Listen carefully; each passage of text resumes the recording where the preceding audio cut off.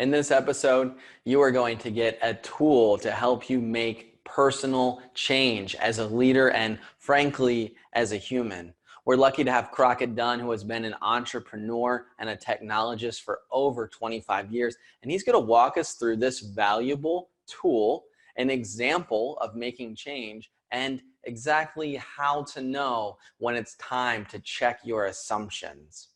Well, you've done it again. You found Tech and Startups, the #1 growth network for technology leaders. Glad to have you back. If you haven't already, I want you to click that subscribe button and click the little bell so that you can get every update from Tech and Startups. Take it away, Crockett. I wanted to talk about assumptions in not just in the technical engineering problem solving sense, but also in a personal change management sense. So I'm just going to dive right into it and try to spend about half the time on the technical and half on the personal change, maybe 25-75 actually. Okay, so I think everybody who would be watching this, or everyone here right now, knows about the importance of stating your assumptions when you're solving a problem, because it's critical. It's how we solve problems. With linear programming, you guess at one thing and then you solve it, and you change the guess, and that's how you optimize. So the point there is that assumptions are a fundamental part of engineering and problem solving. Some people say never make assumptions. I think what they mean is never let assumptions go unchallenged. Disney Europe lost billions because deep at the beginning of the process, someone made the unstated assumption that European Disney visitors will stay as many days as US Disney visitors. So they had all the visitor numbers right per year, everything was right, but they just went home after one day. And that killed the whole plan and projection and everything. There's a very interesting book about this, applying assumptions to business and life, and it's called How Will You Measure Your Life? And it's written by the author of, let me make sure I got this right. It's written by the author of The Innovator's Dilemma. And so it's very interesting. But he recommends a process of saying what needs to prove true for this plan to work, and either in my life or in my business, and then rank these in order of most critical, most important to least critical. And it's a good book, it's a good process. So that's kind of the intro, but here's where it gets awesome, okay?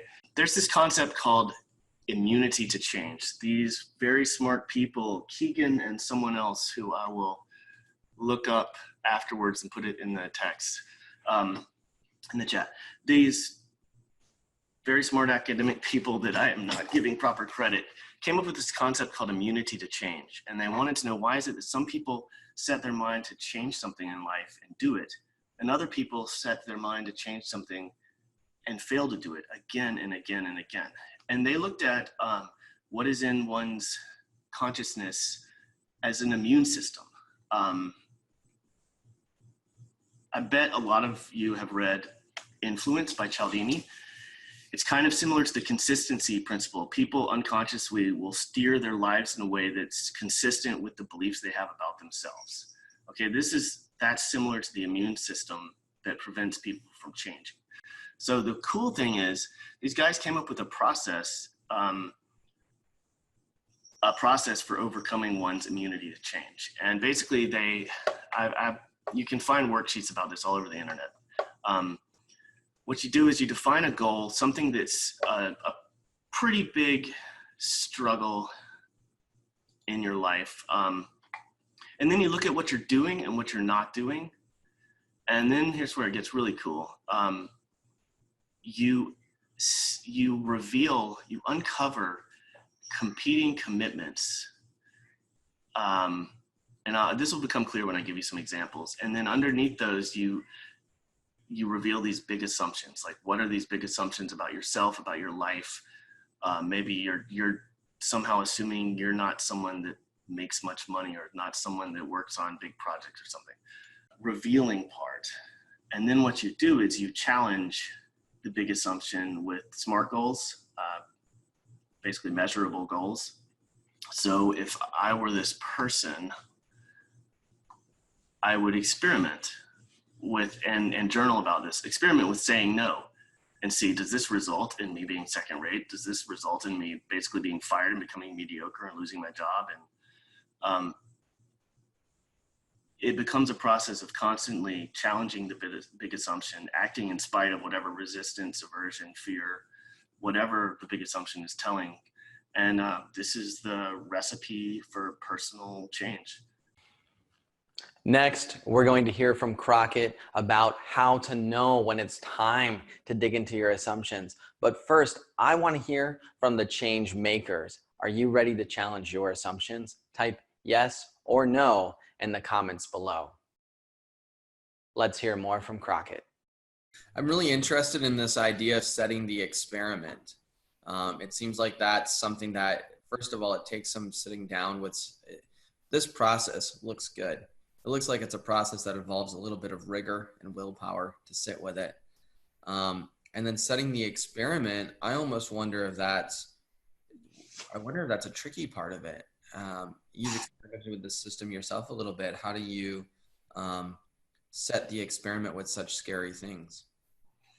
Yeah, the setting the experiment is a challenge, but also defining it properly. It helps to do this with a coach or a group, because sometimes, let me see if I can explain what, sometimes you might be treating a symptom, not a cause.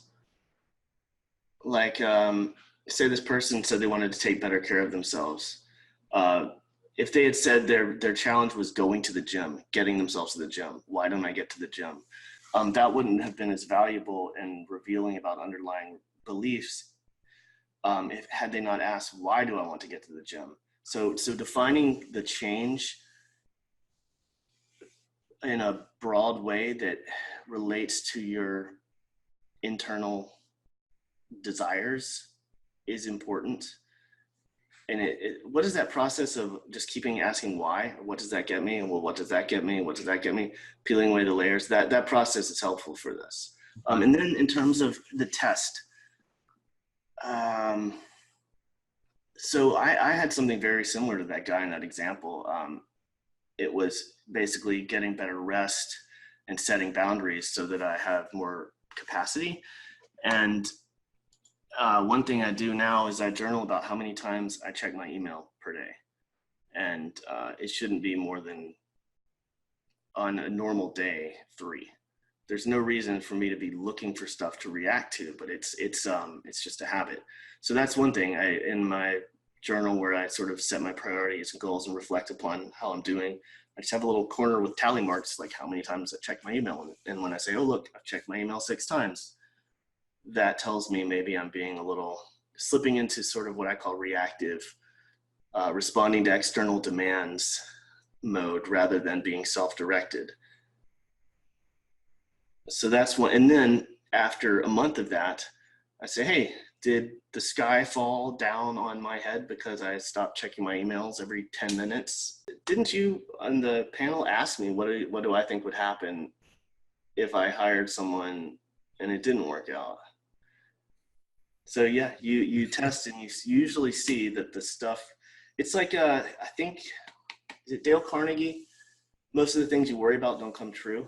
You figure that out. Most of these things don't come true. They're usually based on weird stuff that happened in childhood or just normal stuff that happened in childhood. That I think is really valuable is something as an exercise to do as a leader and as a leader of an organization, of a team, as a growing leader, to learn how to check assumptions and do something with that information. So I have an assumption. I just realized maybe I have an assumption here, or I have something that's limiting me. Let me explore that, why that might be, where that might be coming from, and then let me run an experiment on that. And I guess what I'm wondering is, as a leader, when should that happen? What's your cue? What's your trigger to go, oh, I have something that I might need to explore here? Well, the gentleman who was telling me about the incubator in Atlanta, but I mean, a classic example is New Year's resolutions. Like, do you have the same resolution 2 years in a row? Okay, well then what's up? What's going on really? Like, do you really want this thing? Or do you think you should want it? Or are you not in control of your life and environment and choices? You know, what is going on here? And I think a couple failures to change something that one says they should do and really wants is a good trigger to start to dig deeper. I do custom, well, let's see. Okay, the thing I have the most experience with, because it's the older technology, is e-commerce ERP integrations. If people want to hook up their inventory or their custom pricing to their e-commerce system, we used to call this legacy systems integration. I really enjoy that, especially when there's fun challenges like the whole API has no documentation and I get to reverse engineer it. But what I'm excited about lately is voice user interface. I had an opportunity to connect the Amazon Echo video devices to the International Space Station video stream, which is cool, and a fun proof of concept because it's outer space. Okay, so I can't not talk about this. If you like watching stuff that was in science fiction and becomes reality, like folding phone screens and stuff, voice user interface is here finally because we have cloud computing and better processing power and ubiquitous mobile devices and big data and machine learning. So we'll finally be able to do like what they did on Star Trek. People have been promising this for like 30 years. So I'm excited about beginning to build things for voice.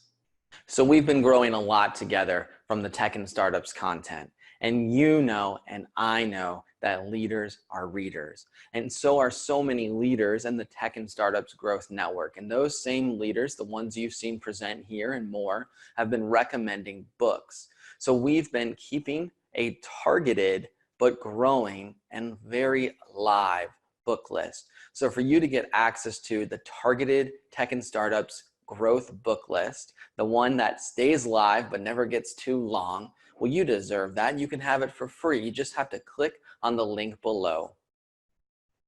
I'm so glad you joined us today. If this video was helpful, give it a like. Go ahead and subscribe and hit the bell so that Tech and Startup videos continue to show up in your feed. I'll see you in the other videos.